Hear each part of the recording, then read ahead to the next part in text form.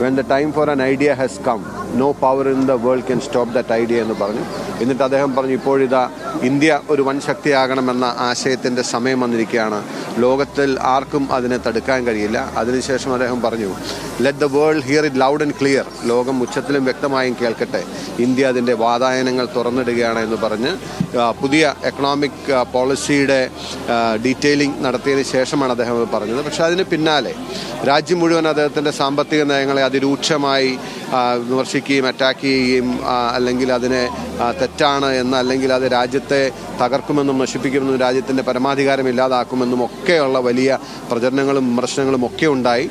എന്നാൽ എനിക്ക് ഓർമ്മ ഒരു ചരിത്രത്തിൻ്റെ കാവിനീതി പോലെ അതിന് 30 ആണ്ടുകൾ ഏതാണ്ട് കഴിഞ്ഞ് അദ്ദേഹം വീണ്ടും രാജ്യത്തിൻ്റെ പ്രധാനമന്ത്രിയായി വരികയും ആ നയങ്ങളെ വീണ്ടും ശക്തമായി മുന്നോട്ട് കൊണ്ടുപോകുമ്പോഴാണ് ഇന്ത്യ അതിൻ്റെ ചരിത്രത്തിലെ ഏറ്റവും വലിയ സാമ്പത്തിക വളർച്ച കൈവരിക്കാൻ കഴിഞ്ഞത്.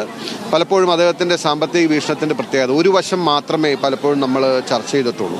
അതായത് സാമ്പത്തിക വളർച്ചയ്ക്ക് വേണ്ടി ഉദാരവൽക്കരണ സ്വകാര്യവൽക്കരണ നയങ്ങൾ നടപ്പിലാക്കും. ഞാൻ അദ്ദേഹത്തോട് നേരിട്ട് സംസാരിച്ചിട്ടുള്ളതാണ്. അതേസമയം പൊളിറ്റിക്കൽ ലീഡർഷിപ്പ് അല്ലെങ്കിൽ ആരാണോ രാജ്യത്തെ നയിക്കുന്നത് അവർക്ക് മറുവശത്തെ ബാലൻസ് ചെയ്യാൻ കഴിയണമെന്നും അതിനു വേണ്ടിയിട്ടാണ് അദ്ദേഹം കർഷകരുടെ 72,000 കോടി രൂപയുടെ കാർഷിക കടം എഴുതിത്തള്ളിയത്. ഇന്നും രാജ്യത്തിൻ്റെ ഒരുപക്ഷെ കോവിഡിനൊക്കെ ശേഷം രാജ്യം വലിയ സാമ്പത്തികമായിട്ടുള്ള എങ്ങോട്ട് നടക്കണമെന്നറിയാതെ ദിശയില്ലാതെ നിൽക്കുമ്പോൾ രാജ്യത്തിൻ്റെ നട്ടെല്ലായി മാറിയ തൊഴിലുറപ്പ് പദ്ധതി, അതുപോലെ വിവരാവകാശ നിയമം സാധാരണക്കാരനെയും പാവപ്പെട്ടവനെയും ഒരു വശത്ത് ശാക്തീകരിക്കുകയും മറുവശത്ത് സാമ്പത്തിക വളർച്ചയെ നേടുക എന്നുള്ള ഒരു ട്വിൻ പോളിസിയാണ് അദ്ദേഹം അഡോപ്റ്റ് ചെയ്തത്. തീർച്ചയായിട്ടും അദ്ദേഹം പറച്ചിൽ മാത്രമല്ല, നിങ്ങൾ പരിശോധിച്ചാൽ അറിയാം എത്രയോ കാര്യങ്ങൾ പറയാനുണ്ട്.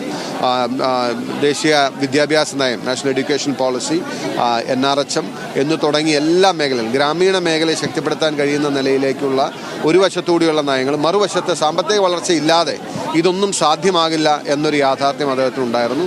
സാമ്പത്തിക വളർച്ചയിൽ കോൺസെൻട്രേറ്റ് ചെയ്ത ഇന്ത്യ രാജ്യം ഇന്ന് എന്തായിരിക്കുന്നു, നവഭാരത ശില്പി എന്ന് നിസ്സംശയം പറയാൻ കഴിയുന്ന നേതാവാണ് ഡോക്ടർ മൻമോഹൻ സിംഗ്. പലപ്പോഴും അദ്ദേഹം അർഹിക്കാത്ത രീതിയിലുള്ള കടുത്ത വിമർശനങ്ങൾക്ക് രാജ്യത്ത് വിധേയമായപ്പോഴും വളരെ സംയമനത്തോടുകൂടി വളരെ ശാന്തതയോടുകൂടി, ഇന്ന് ഏറ്റവും റീസെൻ്റായിട്ട് അദ്ദേഹത്തിൻ്റെ ഒരു പത്രസമ്മേളനം നമ്മൾ കാണുകയുണ്ടായി.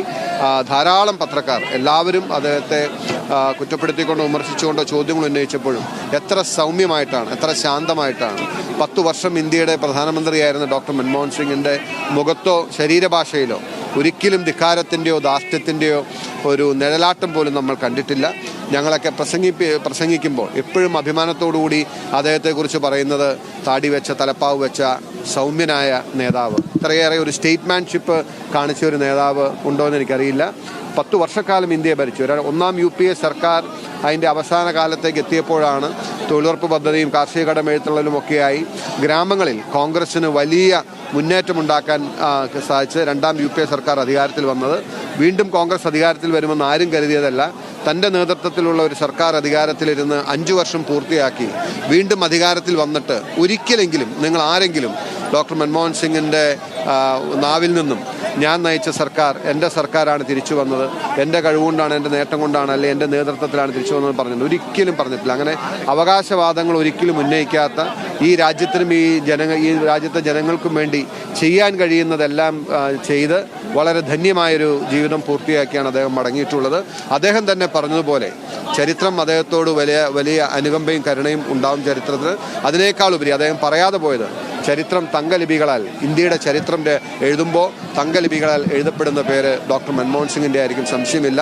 അറിവുകൊണ്ടും ജ്ഞാനം കൊണ്ടും ഒരു രാജ്യത്തെ കൈപിടിച്ച് ഒരു രാജ്യത്തിൻ്റെ ഭാവി മാറ്റി എഴുതിയ നേതാവാണ്. തീർച്ചയായിട്ടും എൻ്റെ ജീവിതത്തിൽ ഏറ്റവും കൂടുതൽ ഇൻസ്പയർ ചെയ്തിട്ടുള്ള, ഏറ്റവും കൂടുതൽ മോട്ടിവേറ്റ് ചെയ്തിട്ടുള്ള, എനിക്ക് ആരാധന തോന്നിയിട്ടുള്ള വളരെ വിരളം നേതാക്കന്മാരിൽ ഒരാളാണ്. ഞാൻ അദ്ദേഹത്തിന് അന്ത്യാഞ്ജലികൾ അർപ്പിക്കാൻ ആഗ്രഹിച്ച് ഞാൻ ഇങ്ങോട്ട് വന്നതാണ്.